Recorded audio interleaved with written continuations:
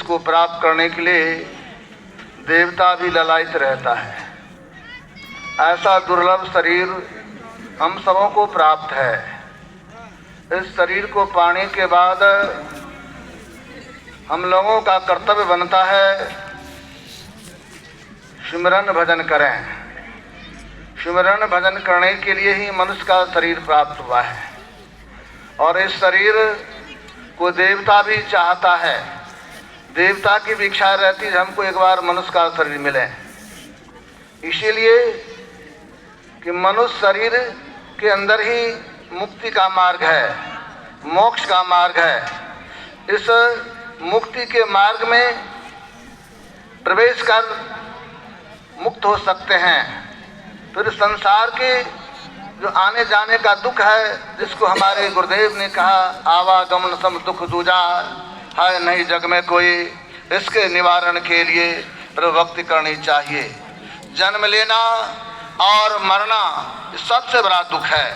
इस दुख से मुक्त होने के लिए मनुष्य शरीर ही सबसे उत्तम साधन है। इस शरीर में जो भी आया है वो इस परमात्मा भजन को करके परमात्मा प्राप्त कर सकते हैं।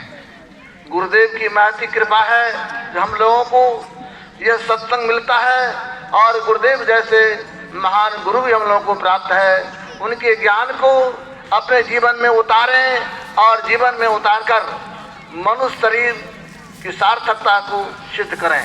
इसलिए मनुष्य का शरीर मिला है। पूज्य जन विराजमान है तो मैं चाहूँगा पूज्य जनों से विशेष सुने तो विशेष लाभ होगा। इन्हीं के साथ मैं अपने वाणी को विराम दे रहा हूँ। श्री सद्गुरु महाराज की जय। कल्याणमयी वचनों को आप सब लोग श्रवण किए हैं।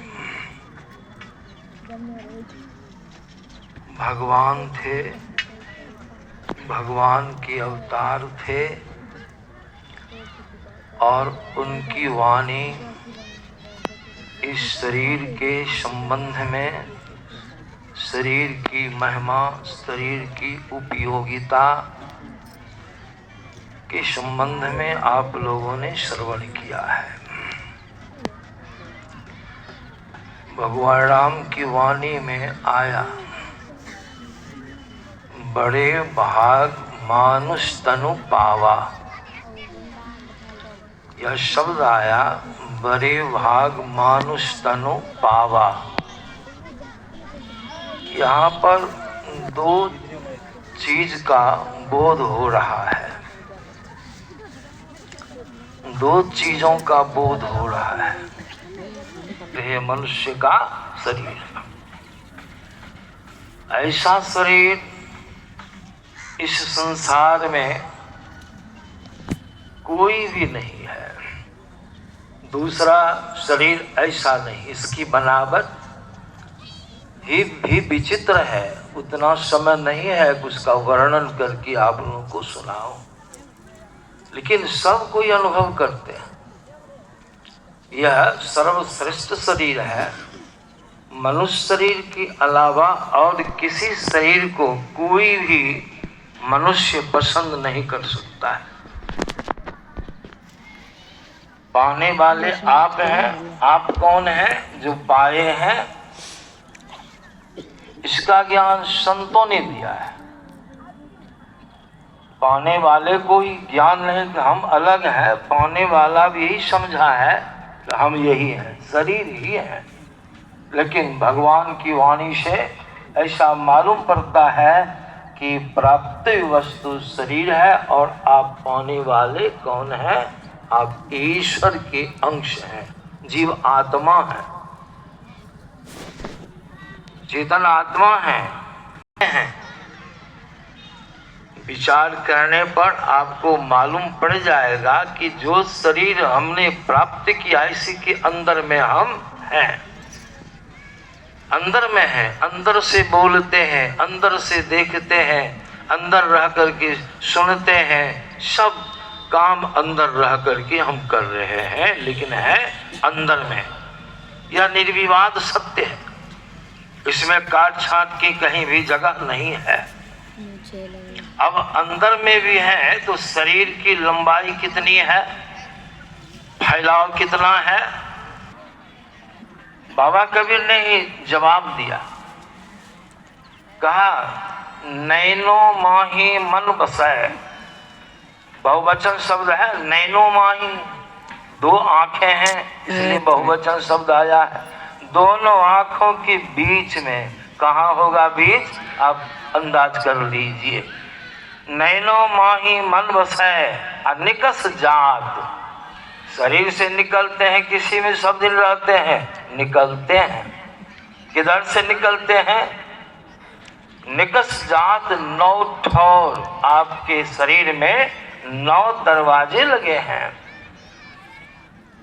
उस 9 द्वार में से ही किसी एक द्वार से कर्मानुसार, कर्म के मुताबिक जीव शरीर से, स्थूल शरीर से निकलता है।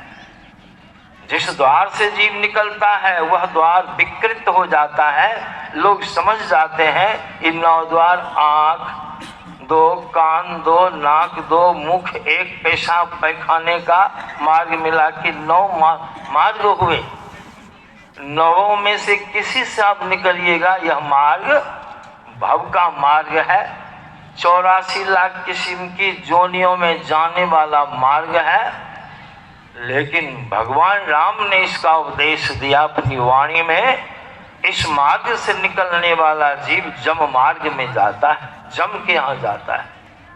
दोनों आंखों के मध्य में अंधकार है, हम सब अंधकार में पड़े हैं। और उसी अंधकार में जम का वासा है, दिखाई नहीं पड़ता है। मरण काल में जम मालूम पड़ेगा किन्हीं को। दशरथ जी को भी मालूम पड़ा था। इसलिए संतों की ज्ञान में आया है, इन 9 द्वार से निकलने वाला जीव जन्म मरण के चक्र में चक्रित होते रहता है, घूमते रहता है, दुख भोग, जन्म मरण का दुख भोगना पड़ता है। इसीलिए भगवान राम ने उपदेश दिया कि इस शरीर के अंदर में एक ऐसा विलक्षण द्वार है, दरवाजा है, उसका नाम उन्होंने गुरु। मिले